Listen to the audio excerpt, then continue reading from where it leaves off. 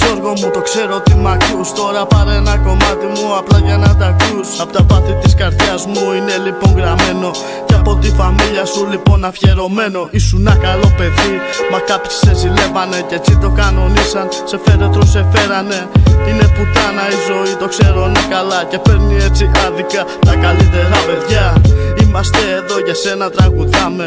Πάντα σε θυμίζουμε, για σένα ναι μιλάμε. Μα τι να κάνουμε, έχεις φύγει μακριά. Πίκρα και δάκρυ έχει μείνει στην καρδιά. Θα σε θυμόμαστε, θα είμαστε εδώ. Πάντα θα θυμόμαστε το κάθε σου λεπτό. Ναι, θα σε θυμόμαστε λοιπόν για μια ζωή.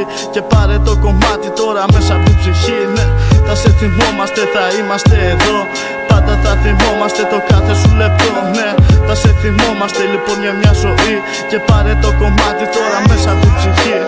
Θα σε θυμόμαστε, θα είμαστε εδώ. Πάντα θα θυμόμαστε το κάθε σου λεπτό. Ναι, θα σε θυμόμαστε λοιπόν για μια ζωή.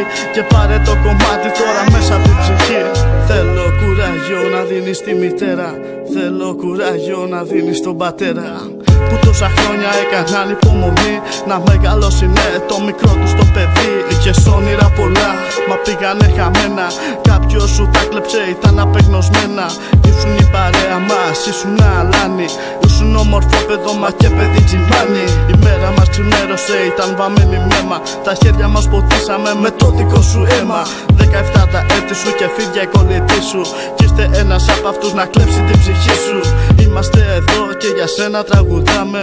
Πάντα να θυμάσαι πως θα σ' αγαπάμε. Πάντα θα σε θυμόμαστε, θα γίνεις άγγελος μας. Ο πιο ωραίος άγγελος στον κόσμο, το δικό μας.